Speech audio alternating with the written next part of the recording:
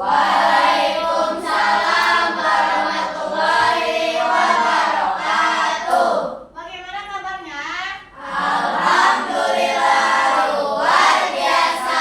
Allahu Akbar. Yes. Sebelum memulai pelajaran, kalian memimpin doa terlebih dahulu. Silakan.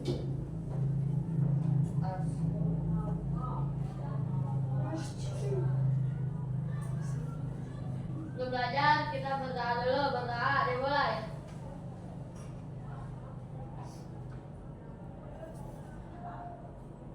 Doa selesai.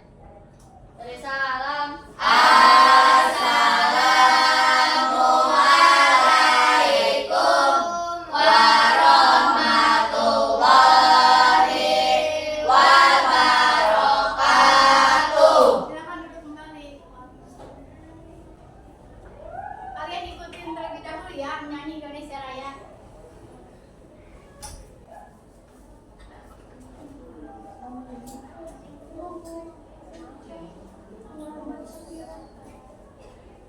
Ibu punya video, kamu perhatiin ya.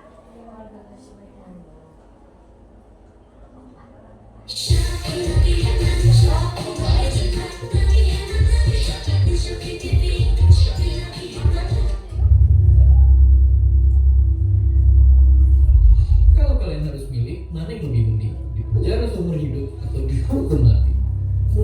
Coba jawab dan ceritain alasan kalian di kolom komentar. Oke, mungkin atau lebih tepatnya semoga kita nggak akan dihadapin sama pilihan kayak tadi. Karena itu tuh cuma terjadi sama kriminal, sedangkan kita selama ini hidup tenang menurut aturan yang ada. Tapi tunggu dulu, kadang-kadang peraturan juga justru suka bikin kebebasan kita terkekang. Di sekolah atau jalanan kita dipaksa nurut aturan.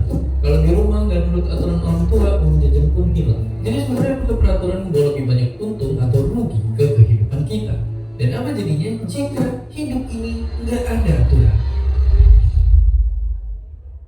Tanpa aturan, mungkin orang bakal bebas ngatain satu sama lain tanpa takut dilapori. Anak-anak di bawah umur bisa masuk ke disko, atau koruptor bisa lolos tanpa dihukum, atau kaya di film bisa bebas bunuh orang yang kita benci.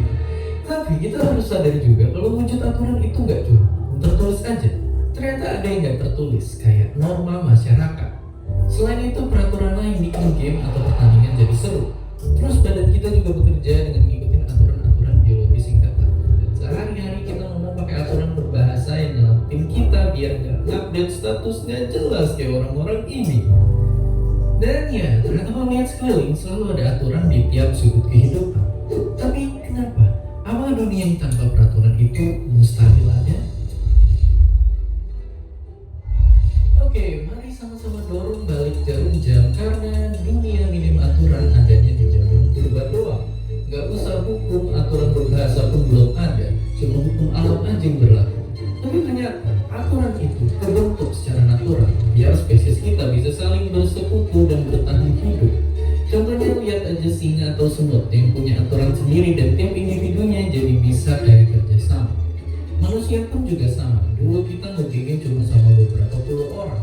Hukum sosial pun muncul dengan sendirinya dari masyarakat dan jadi faktor yang bikin kita bisa berhimpun dalam ribuan, bahkan jutaan, dan membangun peradaban. Oke, begitulah zaman dulu. Tapi kalau sekarang, bisa kita hidup kembali tanpa hukum? Misalnya gimana kalau nggak ada yang namanya pemerintah? Fakta mengejutkannya, ada juga negara-negara yang sempat nggak punya pemerintahan. Contohnya Belgia, Spanyol, dan Irlandia Utara yang jalan berbulan-bulan bahkan tahun tanpa ada pemerintah resminya. Dan yang lebih serem, ada Somalia yang penuh pertumpahan darah dari meletusnya perang saudara. Selama belasan tahun Somalia nggak punya pemerintahan aktif yang bisa melindungi rakyatnya. Jadi ya, ibarat paradoks, tanpa peraturan justru nggak ada kebebasan. Tapi saat peraturan yang ada malah nyakitin, ngerugiin, atau bahkan mendiskriminasi banyak orang, itu bisa jadi senjata berbahaya di tangan mereka yang haus kuasa. Kalau gitu, jika teknologi bisa membantu masyarakat di masa depan jadi adil dan tertib, mungkinkah nanti kita bisa hidup bebas dan aman tanpa adanya pihak yang berwenang? Dan Seperti biasa, terima kasih.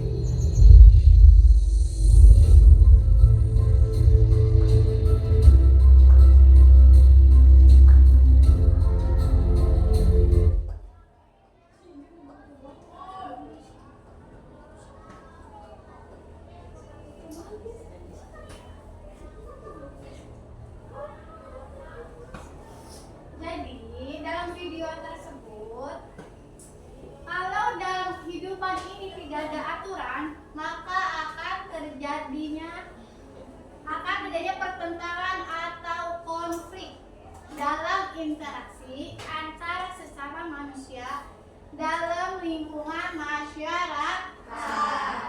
Sekarang ibu ingin menegaskan kamu sobek satu kertas lembar.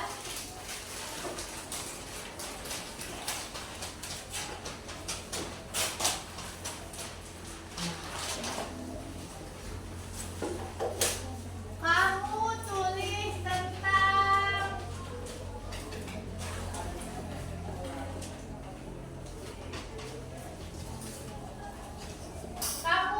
tentang satu contoh pelanggaran tersebut. Pilih salah satu, tulis di kertas kamu.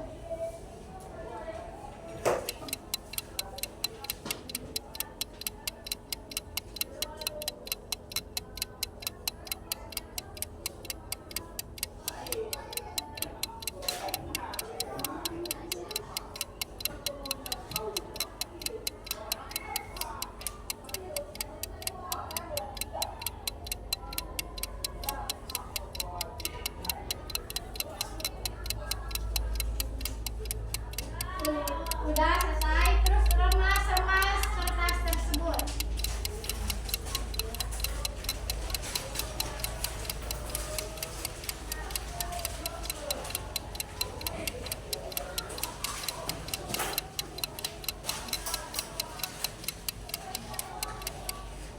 Lalu lempar kertas tersebut.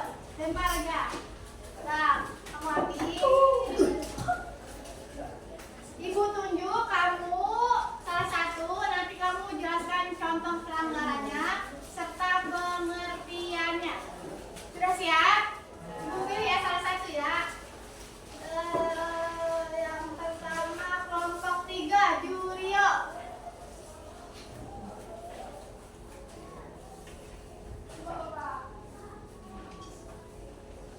Contoh pelanggaran mencuri termasuk ke dalam pelanggaran norma kesusilaan. Pengertian norma kesusilaan yaitu bersumber dari hati nurani manusia. Nah, silakan duduk kembali. Tepuk tangan buat Jurio. Yang kedua, Fardila, silakan maju ke depan.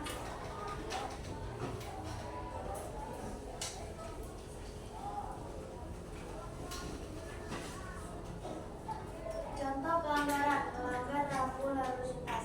Melanggar rambu lalu lintas termasuk ke dalam pelanggaran norma hukum. Pengertian norma hukum adalah aturan resmi yang dibuat oleh negara atau dan pihak berwenang. Silakan duduk kembali, tepuk tangan buat Fardila. Yang terakhir, Ananda, silakan maju ke depan.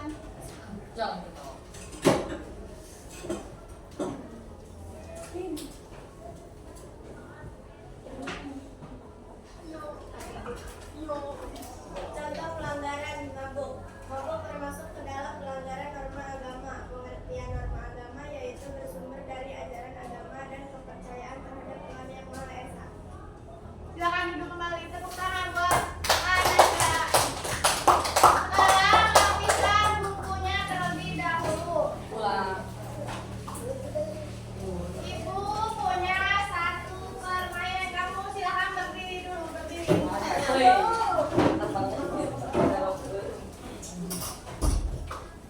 Ibu sebutin kamu itunya, kamu ikutin ya. Sikut. Good. Satu,